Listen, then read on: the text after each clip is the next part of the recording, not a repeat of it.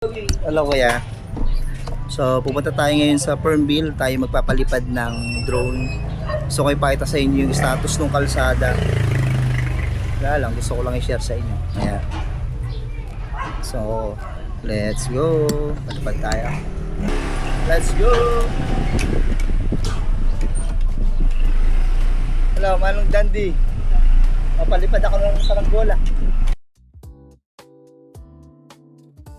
Kuya,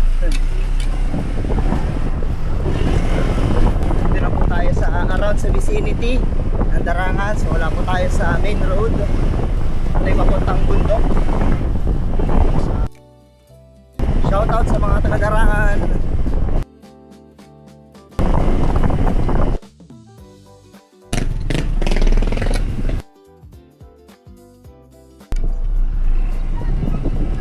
Dito na tayo sa mismong Fernville, papuntang Rotary. So pepesta lang tayo sa isang magandang spot para hindi tayo nakaka-bother. So dito nakita ko may magandang spot na nakita dito. So may tayo dito. Dito tayo. Alam ko lang, ganda dito tayo para hindi masyado mainit.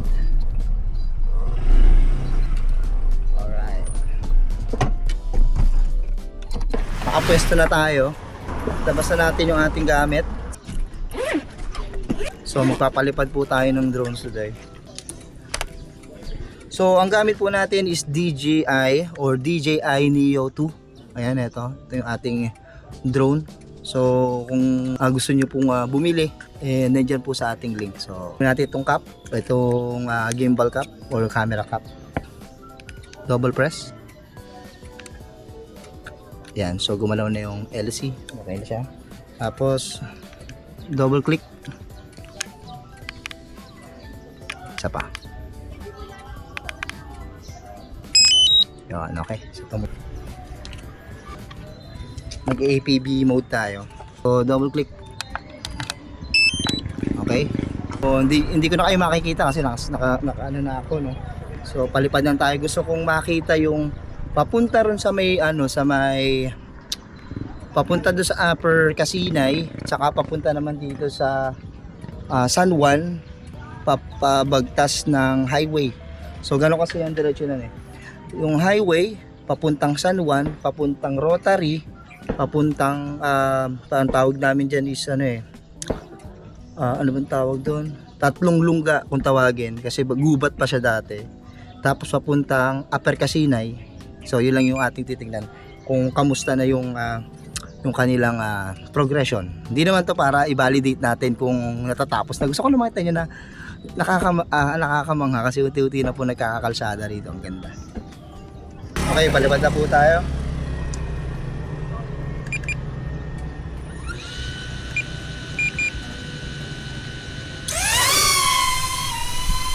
Alright, so tayo po ay lumilipad na mga kaibigan. Sabi ko punta tayo sa optical sensing. Punta muna tayo sa sa bandang ibabaw, papunta ron sa Upper Casinay. So gusto ko makita ninyo yung progression po ng mga ginagawa po ng ating mga kababayan dyan, no?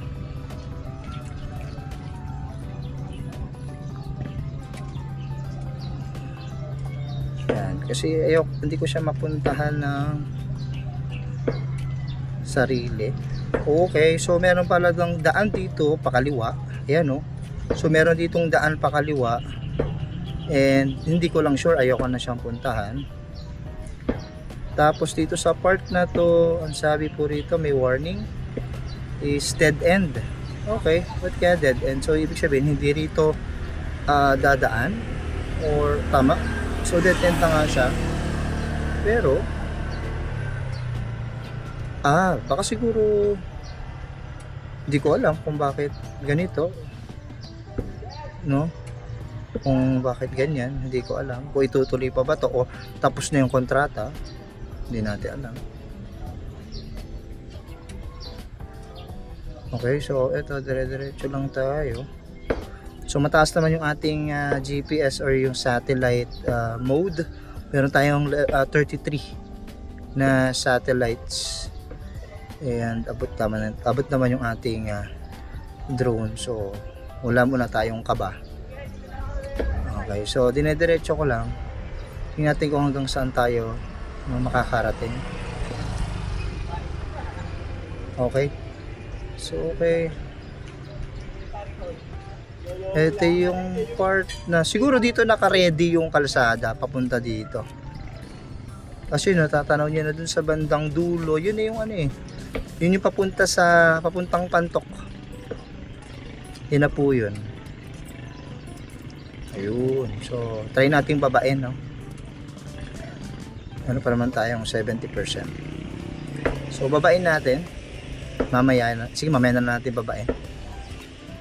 So, liparin lang muna natin. Para lang naman sa mga curious kaya natin to ginagawa. Ayun, oh. Oo, di ba? Oh, tataas ako. Yan po yun, oh. Ito yung madalas nating dinadaanan. Yan yung pagkagaling ka sa Kasinay, Upper Kasinay, tas kakaliwa ka. Papunta ka dun sa taas. Ayan, dyan yung maraming umaakyat. Yan, dyan kami, may footage kami dyan. So, ayan po yung place, no. So, imagine, kung yan mula dito, no, mula dito, didiretso yung kalsada hanggang dyan, napaka laking bagay sa atin ng mga motorista, no.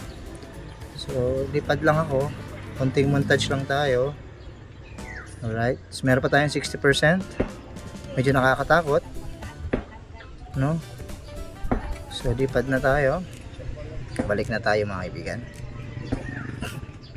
Siguro palit tayo ng battery. Tapos balik tayo dun sa kabilang kalsada. Okay. So ingat lang tayo, baka matamaan natin yung mga kable. So babain natin. Baba tayo. Hindi naman pa masyadong tinatao to, kaya parang I think medyo safe pa tayo. Medyo safe pa tayo dito.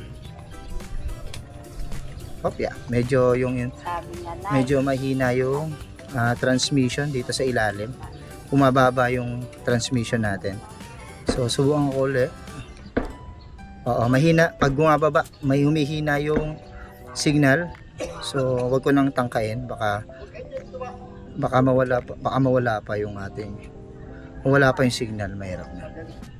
So dediretsuhin ko na lang 'to mga kaibigan. No? Oh, imagine mo, ganda.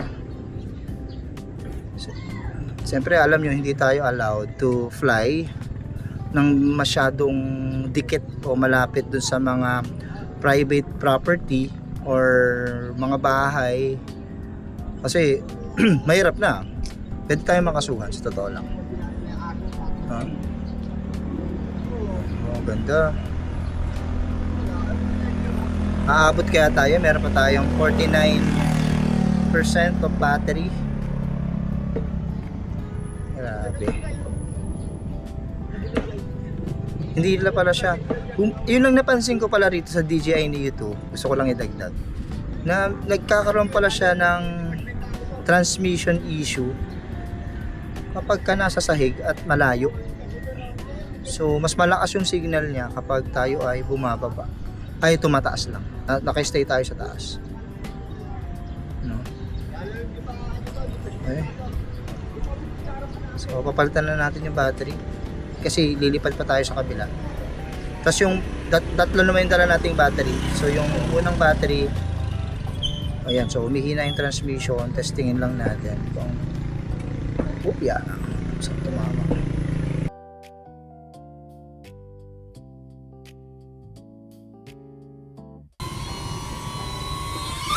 Yan, so yan po yung nakita nyong pogi na yan. Eh, syempre ako po yan.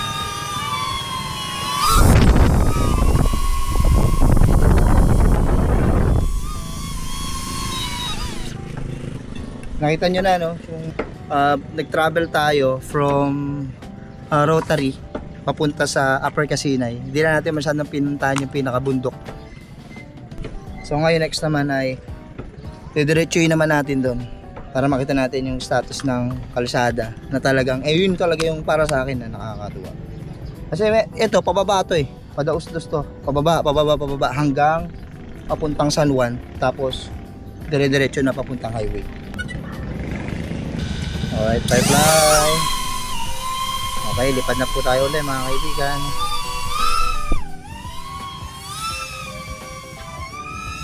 Angas talaga ni Strike. Parang mauubusan ng kala mo mauubusan ng kalsada. Hindi naman dumadaan sa kalsada. Ayan. So ayan, lumagpas na po tayo sa premise papuntang Darangan or Fernville, wala na tayo. Dire-diretso na tayo, papunta na tayo ng San Juan. Ayan. Susubukan lang natin mamaya later na medyo bumaba ng konti para makita niyo yung makita niyo yung status. So dito may kalsada pa yan eh. Yan. Ang pinoproblema ko ba't tumihina yung transmission. Yan, so dito sa part na to, yan, ito, yung part na yan. Yan. Baba tayo ng konti para lang makita nyo. Yan, okay. So itong part na to, yan, hindi pa tapos yung kalsada na yan. So tinatapos pa siya, pero kaya ng sa daanan ng sasakyan at saka ng motor. Pwede na yan. Tapos, yan, sa bandang papanta na mismo ng San Juan, meron na rin siyang partly sementado na yan.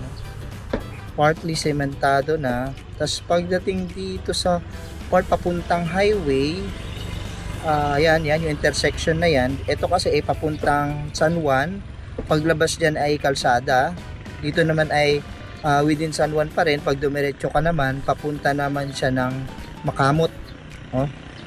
So ito, diretso natin, papunta naman ito ng highway at yung mga kalsada pa po ay still in progress yung paggawa. Pero pwede nang daanan ng mga sasakyan. No? Hindi ko sinasabing dumaan na kayo rito ha. Sinasabi ko lang na pwede na siyang daanan. No? Yan. Ang laki ng kalsada sa totoo lang. Pero ang nakakalungkot, alam niyo mga kaibigan, kahit ano palang palaki ng kalsada rito sa atin, as long as yung mga tao nakatira, nagdo-double park. Ayan, kita nyo naman eh. Laki ng kalsada, sobrang laki ng kalsada. Pero yung mga yan, naka-double park po sila. Imaginin mo, lahat ng bahay nakatabi ng kalsada ay nagpa-park sa kanilang kadikit na kalsada. Ano pang i-expect mo? Nonsense din po yung pagpapalaki po ng mga kalsada kasi kakainin din eh. Kakainin din po ng mga sasakyan nila yung road na binibuild po ng ating pamahalaan para mas madali po tayong makadaan. Kalungkutan po talaga. Yan ay kalungkutan. Pamahalaan na po ang bahala sa mga ganyang klaseng ordinansa o batas. No? Sa atin lang nakikwento lang naman natin. Kasi makikita mo yung itsura eh. Pag lumilipad ka, nakikita mo talaga yung itsura eh. Okay? So ito na yung highway. So yan na po yung kaliwa po. Ayan, itong kaliwa. Papunta na po yan mismo sa Mambog o Tatala, Mambog, Cardona. Yan na po yun. Okay? Yan. So ito, yan, yung side na yan. Yan na po yung papuntang Tatala, Mambog, Makamot, Cardona, Morong, yan na po yun. Ito naman is, yan, papunta ng munisipyo. So, yan po, nakikita nyo, hindi ko alam kung ito yun na yung munisipyo, no? Hindi ko lang sure kung ito na yung building ng munisipyo. At ito naman ay papunta ng cableway. Papunta na po ito sa bayan ng Binangonan kapag kayo po ay dumaan dito. Yan, papunta pong bayan ng Binangonan yan. Kasi ito, hindi ko na kung ito ba ay subdivision or private property. Okay, no? Grabe ganda. So, kitang-kita niyo po ang ganda ng ating lugar. Kitang-kita po natin yung ganda ng ating bayan, no? Ayan. So, ito ang ating bayan ng Binangonan, no? Ganda, oh. Tayo po ay kadikit po sa yamang dagat. Ayan po. Gusto ko lang pong ipakita sa inyo na ang ganda po ng ating bayan. Habang lumilipad po tayo, nakikita po natin ang ganda. Promise. So, paano yan? Uwi na ako. Hanggang dito na lang po tayo. So ako po ay babalik na po sa aking headquarters. Yan. Sabi po ay low battery na. So kailangan ko na pong umuwi. Okay. So yan po, automatically uuwi na po yung ating drone. Siguro na monitor niya na parang hindi na kaya ng battery na tumagal. Medyo malayo-layo din ating lilipad, parang around almost 1,000 meters, no? More than 1,000 meters. So 1 kilometer. Ang alam ko, ang kaya lang itakbo nito is within 2 kilometer. Yun ang alam ko lang, sa pagkakaalam ko lang, sa kung tutuusin lang, para mga 2,000 kilometer yung kaya niyang takbuhin. Naka more than 1 kilometer na tayo. At siguro na estimate ni system na hindi na kaya makabalik kapag nilagpasan ko pa, no?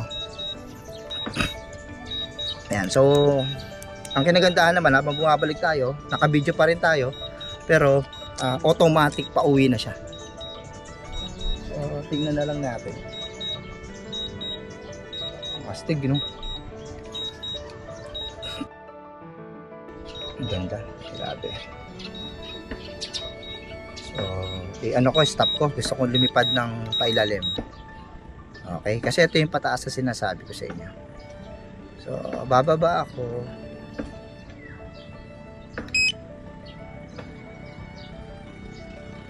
Ayan. Okay, baba tayo. Bababa po ako. Gusto ko makita niyo yung kalsada. Ito po ay pa-island. Yan, etong side na to, just in case magtatanong kayo, ito po yung Fernville. Yan po dati wala po mga bahay yan. Yan po yung kung tawagin namin ay pukpukan. Pukpukan kasi ng bato ng araw. May mga baguneta pa rito dati, dumadaan ng bata. So, I'll try to drive. Ayan, pataas po yan. Dito maganda, pwede ka magbilad. No? Hop, yan. Diba ito? Tatama pala ako dito.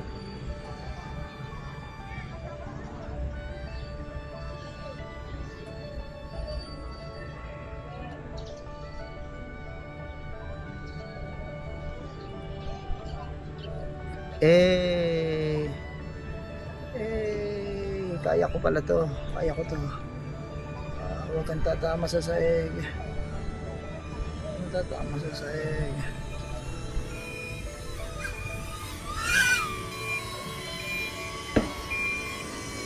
Okay.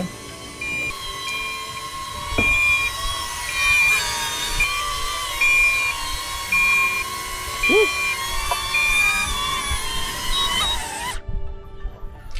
Alright. Paano ba yan? So, okay na tayo. At maganda po yung nagawa natin. So, as in, more on na tayo storytelling para pinakita ko sa inyo anong lugar. So, yun lang po. So, kung natuwa kayo, please like, comment, and subscribe. Huwag niyo po kalimutan i-click ang bell notification para lagi pa tayo updated sa ating lahat ng mga video. So, time to time, magko-content tayo ng ganito. Kasi, mawawala na sa isa yung drone ko, hindi ako mag-shoot eh. Bye! Basta po ang ating pagpapalipad ng saranggola at pag-ikot-ikot sa lugar na ito. So, susunod na lang na ating video. Sana manood pa po kayo. So, bye-bye! God bless you mga kaibigan. Sama-sama tayo sa Madagamite. Lutong totoo. Tikman ang sarap. Sabay tayo. Yummy, yummy, yummy day. Yummy, yummy, yummy day. Yummy, yummy, yummy day. From adobo hanggang street food trip. Bawat kain may bagong eat. Every table may kwento to tell. Food brings us closer, you can tell. Halo-halong trip.